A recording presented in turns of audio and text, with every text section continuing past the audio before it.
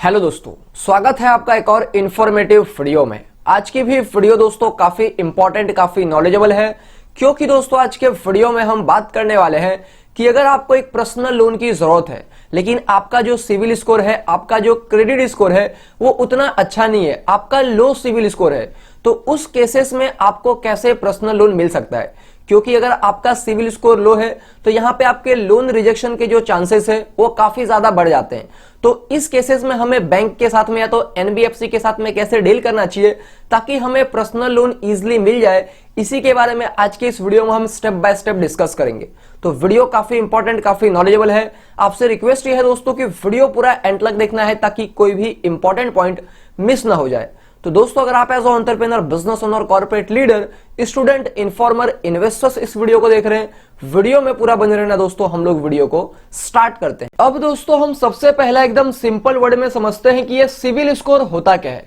तो civil score basically दोस्तों 3 digit का नंबर होता है जिसकी जो स्टार्टिंग पॉइंट है वो 300 से स्टार्ट होता है एंड एंडिंग पॉइंट 900 के ऊपर खत्म हो जाता है। एंड यहाँ पे आपका स्कोर जितना 900 के नजदीक होगा उतना ही अच्छा आपके सिविल स्कोर को माना जाता है। फॉर एग्जाम्पल, अगर आपका सिविल स्कोर 750 से लेकर 900 के रेंज में है तो आपके सिविल स्कोर को एक्सीलेंट स्कोर माना जाता है एंड यहाँ पे आपको इजीली लोन मिल जाता है, वो भी अच्छे इंटरेस्ट रेट के ऊपर। लेकिन अगर आपका सिविल स्कोर 650 से लेकर 750 के रेंज में है तो आपके सिविल स्कोर को गुड स्कोर माना जाता है एंड यहाँ पे आपको लोन मिलता है लेकिन ज्यादा इंटरेस्ट रेट के ऊपर मिलता है। एंड यहाँ पे अगर आपका सिविल स्कोर 550 से लेके 650 के रेंज में होता है तो आपके सिविल स्कोर को एवरेज स्कोर माना जाता है एंड यहाँ पे आपके लोन मिलने के चांसेस थोड़े कम हो जाते हैं एंड लोन मिलते भी है तो काफी ज्यादा इंटरेस्ट रेट के ऊपर मिलता है एंड बाकी के टर्म्स एंड कंडीशन पे मिलता है। एंड यहाँ पे अगर आपका सिविल स्कोर 300 से लेके 550 के रेंज में आता है तो आपके स्कोर को पुअर स्कोर माना जाता है एंड यहाँ पे आपके लोन मिलने के चांसेस बहुत ही ज्यादा कम हो जाते हैं। एंड किसी सिचुएशन में अगर आपको कोई एनबीएफसी कंपनी वगैरह लोन देती है तो वो ज्यादा इंटरेस्ट रेट के ऊपर लोन देती है एंड बाकी के भी उनके टर्म्स एंड कंडीशंस होते हैं जो कि हम इस वीडियो में आज डिस्कस करेंगे। अब दोस्तों हम फटाफट समझते हैं कि जो सिविल स्कोर है, जो क्रेडिट स्कोर है, वो भला कम क्यों होते चले जाता है। सिविल स्कोर के लो होने के पीछे के क्या रीजंस हो सकते हैं। तो यहाँ पे दोस्तों रीजंस तो बहुत सारे हैं जो हम किसी और वीडियो में देखेंगे, लेकिन अगर 3-4 इंपॉर्टेंट रीजंस की बात कर ले तो सबसे पहला, अगर आप अपने लोन के ईएमआई के पेमेंट में डिफॉल्ट करते हैं यानी कि लोन का पैसा नहीं भरते हैं तो इसका इंपैक्ट आपके सिविल स्कोर के ऊपर आता है एंड आपका सिविल स्कोर कम हो जाता है। सेकंड पॉइंट दोस्तों, अगर आप अपने लोन के पेमेंट में डिले करते हैं यानी कि लेट से पेमेंट करते हैं तो इसका भी इंपैक्ट आपके सिविल स्कोर के ऊपर आता है एंड आपका सिविल स्कोर कम होते चले जाता है। थर्ड पॉइंट दोस्तों, अगर आप शॉर्ट पीरियड ऑफ टाइम के अंदर बहुत सारे बैंक में बार बार लोन के लिए अप्लाई करते हैं एंड आपका बार बार लोन रिजेक्ट हो जाता है तो इसका भी इंपैक्ट आपके सिविल स्कोर के ऊपर आता है एंड आपका सिविल स्कोर कम होते चले जाता है। एंड फोर्थ पॉइंट यह है कि अगर आप लोन के ऊपर कुछ ज्यादा ही डिपेंडेंट हो जाते हैं तो इसका भी नेगेटिव इंपैक्ट आपके सिविल स्कोर के ऊपर पड़ता है एंड आपका सिविल स्कोर नीचे गिरते चले जाता है। अब कब कह सकते हैं कि आप लोन के ऊपर कुछ ज्यादा ही डिपेंडेंट है, तो यहाँ पे दोस्तों एक बेसिक सा रूल है कि आपके लोन का जो भी मंथली ईएमआई है, सारे लोन का मिला के, वो आपके मंथली इनकम से 30% से ज्यादा नहीं होना चाहिए। फॉर एग्जाम्पल, आपका अगर मंथली इनकम मान के चलते हैं 30,000 रुपए है तो आपके लोन का जो मंथली ईएमआई है वो मैक्सिमम 9,000 होना चाहिए। अगर 9,000 से ज्यादा है तो आप ऐसा कह सकते हैं कि आप लोन के ऊपर कुछ ज्यादा ही डिपेंडेंट है। तो यहाँ पे दोस्तों आपका सिविल स्कोर कम है या तो लो है तो बैंक आपको एक रिस्की कस्टमर समझती है, क्योंकि आपने प्रीवियसली अपने लोन में कुछ ऐसा किया है जिसके वजह से आपका सिविल स्कोर कम हुआ है, लो हुआ है। तो बैंक को यहाँ पे डर होता है कि अगर वो आपको लोन देंगे तो आप उनके भी लोन में डिले या तो डिफॉल्ट कर सकते हैं, जिसके वजह से बहुत सारे बैंक एंड एनबीएफसी कंपनी जिनका सिविल स्कोर कम होता है उनको लोन प्रोवाइड नहीं करती है। लेकिन यहाँ पे दोस्तों बहुत सारे बैंक एंड एनबीएफसी कंपनी ऐसे भी होते हैं जो सिर्फ सिविल स्कोर को ही कंसीडर नहीं करती है और भी फैक्टर को कंसीडर करती है एंड जिनका सिविल स्कोर कम होता है उनको भी लोन प्रोवाइड करती है, जो हम इस वीडियो में आगे डिटेल में डिस्कस करेंगे। लेकिन यहाँ पे एक चीज ध्यान रखना है कि अगर आपका सिविल स्कोर कम है एंड आप लोन के लिए अप्लाई करते हैं तो यहाँ पे लोन बहुत ज्यादा चांसेस है कि आपको ज्यादा इंटरेस्ट रेट के ऊपर मिलेगा एंड और भी कई सारे टर्म्स एंड कंडीशंस होंगे। तो यहाँ पे दोस्तों सजेशन ये होती है कि सबसे पहले आपको अपना सिविल स्कोर इंप्रूव करना चाहिए, उसके बाद लोन के लिए अप्लाई करना चाहिए। लेकिन यहाँ पे अगर लास्ट ऑप्शन सिर्फ लोन बचा है, बाकी कहीं से पैसों को अरेंज नहीं हो रहा है, तो अब हम समझते हैं कि अगर आपका सिविल स्कोर बैड है, लो है, तो उस केसेस में कैसे पर्सनल लोन मिल सकता है। अब दोस्तों सिचुएशन यह है कि आपका जो सिविल स्कोर है, आपका जो क्रेडिट स्कोर है वो काफी लो है, बैड क्रेडिट हिस्ट्री है आपकी, एंड अब आप पर्सनल लोन के लिए अप्लाई करना चाहते हैं। तो यहाँ पे आप किस तरीके से पर्सनल लोन के लिए अप्लाई करेंगे कि आपके लोन मिलने के चांसेस काफी ज्यादा बढ़ जाए। तो यहाँ पे दोस्तों जो सबसे पहला पॉइंट है वो ये है कि proof that you can repay the EMI, यानी कि आप जब भी बैंक में या तो NBFC कंपनी में लोन के लिए अप्लाई करेंगे तो आपको उस बैंक को, NBFC कंपनी को प्रूफ करना पड़ेगा कि आप जो अमाउंट ऑफ लोन के लिए अप्लाई कर रहे हैं आप उसको इजिली पे कर सकते हैं। अब इसको किस तरीके से प्रूफ किया जा सकता है, तो आप उनको एविडेंस सबूत दिखा सकते हैं कि आपकी सैलरी इंक्रीज हो गई है, आप उनको अपने बैंक स्टेटमेंट दिखा सकते हैं, आप उनको अपने एडिशनल सोर्स ऑफ इनकम दिखा सकते हैं, ईयरली बोनस दिखा सकते हैं, आप किस रेपुटेड कंपनी में काम करते हैं वो दिखा सकते हैं, आपका जॉब कितना सिक्योर्ड है वो भी बता सकते हैं। इस तरीके से दोस्तों बहुत सारे इंपॉर्टेंट फैक्टर होते हैं कि भले ही आपका सिविल स्कोर बैड हो, लेकिन बाकी की सारी चीजें बैंक को या तो NBFC कंपनी को सही लगेगा तो वो आपको डेफिनेटली लोन प्रोवाइड करेंगे। लेकिन क्योंकि आपका सिविल स्कोर बैड है, आप एक रिस्की कस्टमर है, बैंक या तो NBFC कंपनी आपको लोन देके एक रिस्क ले रही है, तो यहाँ पे वो आपसे ज्यादा इंटरेस्ट रेट चार्ज कर सकते हैं। अब दोस्तों सेकंड पॉइंट ये है कि अगर आपका सिविल स्कोर, आपका क्रेडिट स्कोर काफी कम है, काफी लो है, तो यहाँ पे आपको small amount of personal loan के लिए ही अप्लाई करना चाहिए। क्योंकि दोस्तों अगर आप बहुत बड़े अमाउंट ऑफ लोन के लिए अप्लाई करते हैं तो यहाँ पे आप ऑलरेडी एक रिस्की कस्टमर है, आपने प्रीवियसली अपने लोन में कुछ ऐसा किया है जिसके वजह से उसका इंपैक्ट आपके सिविल स्कोर के ऊपर आया है एंड आपका सिविल स्कोर कम होते चले गया है। तो यहाँ पे जो बैंक है या तो NBFC कंपनी है वो आपको बड़े अमाउंट ऑफ लोन देने से डरेंगे, तो यहाँ पे आपको small amount of personal loan के लिए अप्लाई करना चाहिए। अगर आपका लोन अप्रूव हो जाता है तो आपको उस लोन को टाइम टू टाइम पे करना चाहिए,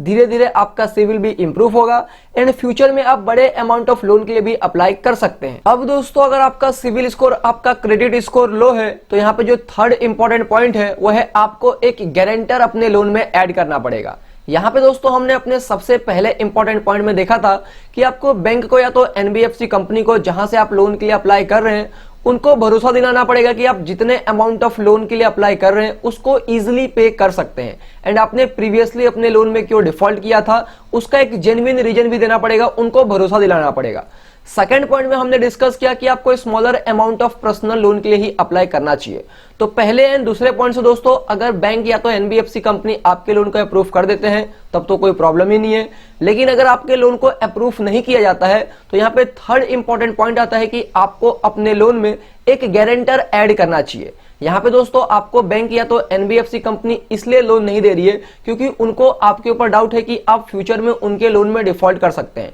लेकिन यहाँ पे अगर आप एक गारंटर ऐड करते हैं कि भाई अगर आप फ्यूचर में अपने लोन में डिफॉल्ट करेंगे तो इस लोन का गारंटी ये कोई पर्सन ले रहा है, तो यहाँ पे बैंक को कॉन्फिडेंस होगा, आपके ऊपर भरोसा होगा कि अगर आप अपने लोन में डिफॉल्ट करेंगे तो जो बैंक है वो गारंटर से अपने लोन के सारे पैसे रिकवर कर सकती है। जनरली एजुकेशन लोन हो गया, पर्सनल लोन हो गया, इसमें गारंटर की जरूरत पड़ती है, तो इससे बैंक को और ज्यादा कॉन्फिडेंस होगा एंड आपके लोन अप्रूवल के भी चांसेस काफी ज्यादा बढ़ सकते हैं। एंड यहाँ पे गारंटर कोई भी बन सकता है, आपके फैमिली, फ्रेंड एंड रिलेटिव, लेकिन जनरली जो क्लोज फैमिली मेंबर होते हैं वो गारंटर एग्रीमेंट को साइन कर देते हैं। एंड यहाँ पे दोस्तों जो गारंटर है उनका इनकम अच्छा होना चाहिए एंड उनका जो सिविल स्कोर है, उनका जो क्रेडिट रिपोर्ट है वो भी अच्छा होना चाहिए, फेवरेबल होना चाहिए। अब दोस्तों यहाँ पे अगर आपके पास में लोन गारंटर नहीं है या तो लोन गारंटर का अरेंजमेंट नहीं हो पाता है एंड अब आपको पर्सनल लोन की जरूरत है एंड यहाँ पे आपका जो सिविल स्कोर है, आपका जो क्रेडिट स्कोर है वो भी लो है, बैड क्रेडिट हिस्ट्री है आपकी, तो यहाँ पे फोर्थ इंपॉर्टेंट पॉइंट में आप अप्लाई कर सकते हैं ज्वाइंट लोन के लिए। ज्वाइंट लोन का सिंपल मतलब होता है कि जब दो या तो उससे ज्यादा पर्सन लोग एक साथ लोन के लिए अप्लाई करते हैं तो उसको हम लोग सिंपली ज्वाइंट लोन कहते हैं। तो यहाँ पे आप या तो अपने पेरेंट्स के साथ में लोन के लिए ज्वाइंटली अप्लाई कर सकते हैं, या तो अगर आप एक हस्बैंड है तो अपने वाइफ के साथ में, अगर वाइफ अर्निंग पर्सन है तो,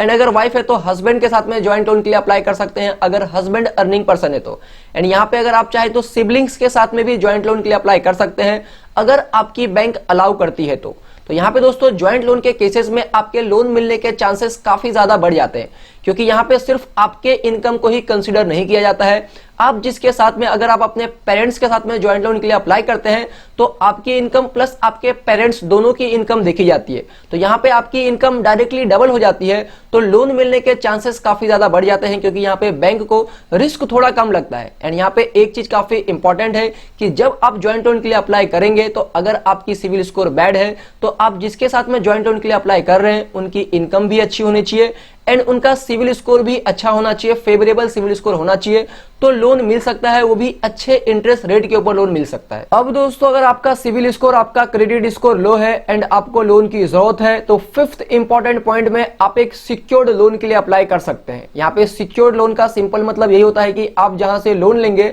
आपको वहां पे कुछ ना कुछ चीज गिरवी रखनी पड़ेगी एंड उस गिरवी के अगेंस्ट में आपको लोन दिया जाएगा। फॉर एग्जाम्पल आप एक गोल्ड लोन के लिए अप्लाई कर सकते हैं, loan against property, loan against share, loan against mutual fund, आप लोन अगेंस्ट एफडी भी ले सकते हैं, जहां पे जो भी आपके एफडी का वैल्यू होगा उसका 70 to 80% आपको लोन मिल जाता है। लोन अगेंस्ट इंश्योरेंस पॉलिसी, यहाँ पे सिक्योर लोन के केसेस में दोस्तों आपके लोन अप्रूवल के चांसेस काफी ज्यादा होते हैं, क्योंकि अगर आपने सिक्योर्ड लोन में डिफॉल्ट किया, लोन का पैसा नहीं भरा, तो जो भी चीज आपने बैंक में या तो एनबीएफसी कंपनी में गिरवी रखा है वो बैंक या तो एनबीएफसी कंपनी उसको बेच के अपने पैसे रिकवर कर सकती है। तो यहाँ पे लोन अप्रूवल के चांसेस काफी ज्यादा होते हैं, डिफॉल्ट के चांसेस कम होते हैं। एंड यहाँ पे अगर आपको लोन मिल जाता है एंड आप उस लोन को टाइम टू टाइम पे करते हैं तो आपका सिविल स्कोर भी इंप्रूव होगा। अब दोस्तों अगेन अगर आपका सिविल स्कोर, आपका क्रेडिट स्कोर लो है एंड आपको पर्सनल लोन की जरूरत है तो यहाँ पे 6 इंपॉर्टेंट पॉइंट में आप अप्लाई कर सकते हैं P2P लेंडिंग प्लेटफॉर्म के थ्रू लोन के लिए।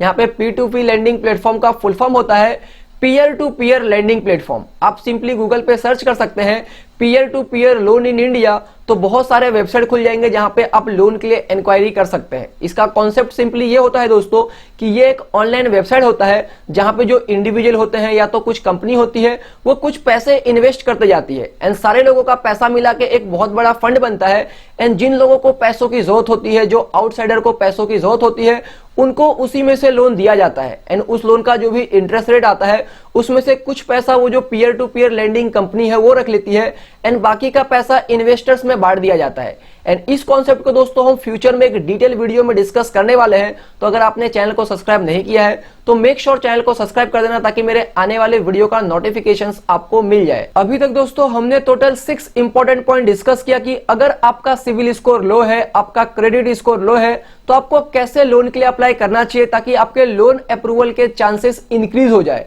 जहां पे हमने अपने सबसे पहले इंपॉर्टेंट पॉइंट में डिस्कस किया कि proof that you can repay the EMI, यानी कि आप जितने अमाउंट ऑफ लोन के लिए अप्लाई कर रहे हैं आपको सामने जो लेंडर है उनको प्रूफ करना पड़ेगा कि आप उस लोन का पैसा इजीली पे कर सकते हैं। सेकंड पॉइंट में हमने डिस्कस किया कि आपको स्मॉल अमाउंट ऑफ लोन के लिए ही जनरली अप्लाई करना चाहिए। थर्ड पॉइंट में हमने देखा कि आपको अपने लोन में एक गारंटर को भी ऐड करना चाहिए, इससे आपके लोन अप्रूवल के चांसेस बढ़ जाते हैं। फोर्थ पॉइंट में हमने देखा कि आप ज्वाइंट लोन के लिए भी अप्लाई कर सकते हैं। फिफ्थ इंपॉर्टेंट पॉइंट में हमने देखा कि आप एक सिक्योर्ड लोन के लिए भी अप्लाई कर सकते हैं एंड सिक्स इंपॉर्टेंट पॉइंट में हमने देखा कि आप P2P लेंडिंग प्लेटफॉर्म के थ्रू भी लोन के लिए अप्लाई कर सकते हैं। अब दोस्तों अगर आपका सिविल स्कोर लो है एंड आपको लोन की जरूरत है तो यहाँ पे 7 इंपॉर्टेंट पॉइंट है कि आप या तो लो इंटरेस्ट रेट पे या तो नो इंटरेस्ट रेट पे आप जिस कंपनी में काम करते हैं, अगर आपकी कंपनी रेपुटेड है तो वहां से ही लोन के लिए अप्लाई कर सकते हैं, क्योंकि दोस्तों यहाँ पे जो भी रेपुटेड कंपनी होती है वो अपने एम्प्लॉय को या तो लो इंटरेस्ट रेट पे या तो नो इंटरेस्ट रेट पे भी लोन प्रोवाइड करती है। एंड यहाँ पे ये भी होता है कि आप 1-2 महीने का सैलरी उस कंपनी से एडवांस में ले सकते हैं, जहां पे जो कंपनी होगी या तो आपसे कुछ इंटरेस्ट रेट चार्ज करेगी या तो कुछ प्रोसेसिंग फीस चार्ज करेगी या तो आपको पूरा का पूरा ही सैलरी आपको दे देगी। तो इस तरीके का भी दोस्तों पॉसिबिलिटी हो सकता है। अब दोस्तों 8 इंपॉर्टेंट पॉइंट में ये देखना है कि आप जिस कंपनी में जॉब करते हैं वो कंपनी किसी बैंक के साथ में या तो किसी दूसरी फाइनेंशियल इंस्टीट्यूशंस के साथ में टाई अप है कि नहीं है। यहाँ पे बेसिकली दोस्तों कभी कभी होता यह है कि जो भी बैंक है या तो फाइनेंशियल इंस्टीट्यूशंस है वो अलग अलग कंपनी के साथ में टाइप्स करने की कोशिश करते हैं एंड उस कंपनी को भरोसा दिलाते हैं कि आपके कंपनी के जो भी एम्प्लॉय का बैंकिंग रिलेटेड सर्विस होगा वो हम पूरा करेंगे। उनको अगर लोन वगैरह चाहिए तो आप हमसे टाइप कर लीजिए, तो हमारे थ्रू ही आपके एम्प्लॉय को लोन मिल जाएगा। तो अगर आपकी कंपनी किसी बैंक के साथ में या तो किसी फाइनेंशियल इंस्टीट्यूशन के साथ में टाई अप है तो आपको वहां पे लोन मिलने में ज्यादा आसानी हो सकती है, इवन आपका सिविल स्कोर थोड़ा कम है तो भी। 9th इंपॉर्टेंट पॉइंट ये है कि अगर आपका सिविल स्कोर लो है, आपका क्रेडिट स्कोर लो है एंड आपको कहीं और से लोन नहीं मिल रहा है तो आप अपने फैमिली, फ्रेंड एंड रिलेटिव के पास में भी लोन के लिए अप्लाई कर सकते हैं, जहां पे लोन का क्या इंटरेस्ट रेट होगा, कितने समय के लिए आप लोन लेंगे, किस तरीके से लोन का पेमेंट करेंगे एंड जो भी बाकी के टर्म्स एंड कंडीशंस है, ये दोनों पार्टी के बीच में म्यूचुअली क्लियर कट अंडरस्टैंडिंग होनी चाहिए। यहाँ पे आपको विदाउट प्रोसेसिंग फीस में अच्छे इंटरेस्ट रेट के ऊपर भी लोन मिल सकता है। अब दोस्तों 10th इंपॉर्टेंट पॉइंट है कि correct mistake in your CIBIL report. कभी कभी दोस्तों आप अपने लोन का पैसा टाइम टू टाइम पे कर देते हैं, आपका लोन पूरा क्लियर होता है, लेकिन जो बैंक है या तो एनबीएफसी कंपनी है वो उस लोन को सिविल में अपडेट करवाना भूल जाती है या तो लेट अपडेट करवाती है, जिसके वजह से आप भले ही अपने लोन का पूरा पैसा पे कर दिए होंगे लेकिन कभी कभी सिविल में दिखाता है कि आपने उस लोन का पूरा पैसा पे नहीं किया है। तो यहाँ पे दोस्तों जब भी आप लोन के लिए अप्लाई करते हैं तो सबसे पहले उस लोन के लिए क्या क्या डॉक्यूमेंट की जरूरत पड़ती है वो आपके पास होना चाहिए। उसके बाद आप अपना खुद का एक सिविल रिपोर्ट निकलवाइए एंड उसमें देखिए कि कहीं कोई मिस्टेक तो नहीं है, करेक्शन की जरूरत तो नहीं है। एंड जब आपके पास में आपका लोन का क्या क्या डॉक्यूमेंट चाहिए वो है, सिविल रिपोर्ट है, उसके बाद आपको अलग अलग बैंक में, एनबीएफसी कंपनी में, स्मॉल फाइनेंस कंपनी में लोन के लिए इंक्वायरी करना चाहिए। पहले ही अप्लाई नहीं करना चाहिए, क्योंकि अगर आप पहले ही अप्लाई करेंगे एंड अगर आपका लोन रिजेक्ट हो जाता है तो इसका इंपैक्ट भी आपके सिविल स्कोर के ऊपर पड़ता है। तो यहाँ पे सबसे पहले आपको लोन के लिए इंक्वायरी करना है एंड जो आपको लोन प्रोवाइड करेगा तो वहां पे आप लोन के लिए अप्लाई कर सकते हैं। अब दोस्तों अगर बात कर ले इस पूरे वीडियो के कंक्लूजन की तो यहाँ पे टोटल 4 इंपॉर्टेंट पॉइंट है। सबसे पहला पॉइंट है कि आपको कहां से लोन नहीं लेना चाहिए। तो इसका आंसर है दोस्तों कि जो भी इंस्टेंट लोन ऐप है, जो भी अनऑथोराइज्ड डिजिटल लेंडिंग ऐप है, जो आपको 7 दिन से 15 दिन के लिए, 1 महीने के लिए ऐप के थ्रू पर्सनल लोन प्रोवाइड करती है, आपको उनके पास से लोन नहीं लेना चाहिए। ये बेसिकली दोस्तों एक बहुत बड़ा स्कैम है। इसके चक्कर में लोग कर्ज के जाल में फंसते चले जाते हैं एंड कई लोगों ने तो सुसाइड भी कर लिया है। एंड मैंने इसके ऊपर एक डिटेल डेडिकेटेड वीडियो भी बनाई है जिसका आपको ऊपर आई बटन में या तो नीचे डिस्क्रिप्शन में लिंक मिल जाएगा, तो आप उस वीडियो को देख सकते हैं। काफी इंटरेस्टिंग एंड काफी नॉलेजेबल वीडियो है। सेकंड इंपॉर्टेंट पॉइंट है कि अगर आपका सिविल स्कोर लो है, बैड क्रेडिट हिस्ट्री है आपकी, तो यहाँ पे आपको देखना है कि आपका सिविल स्कोर लो क्यों है, आपने प्रीवियसली कौन से लोन में डिफॉल्ट किया है या तो डिले किया है। उस लोन का पेमेंट टाइम टू टाइम पे करना स्टार्ट कीजिए एंड अपने सिविल स्कोर को इंप्रूव कीजिए। उसके बाद आप लोन के लिए अप्लाई करेंगे तो अच्छे इंटरेस्ट रेट के ऊपर लोन मिलता है।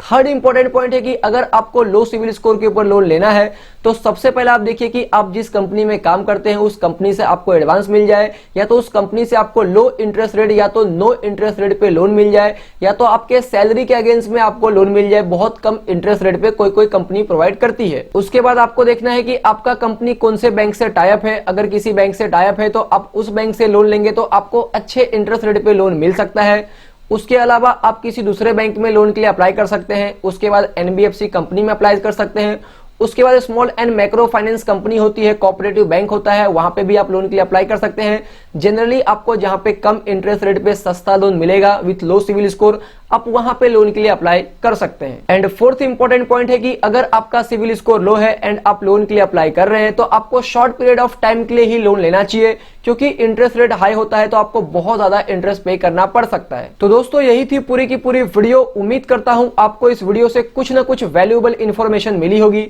अगर आपको इस वीडियो से वैल्यू मिला है तो वीडियो को जरूर लाइक करना, चैनल को सब्सक्राइब करना एंड इस वीडियो को दोस्तों अपने फैमिली, फ्रेंड एंड रिलेटिव के साथ में शेयर जरूर करना जिनको लोन चाहिए उनके साथ में। जय हिंद दोस्तों।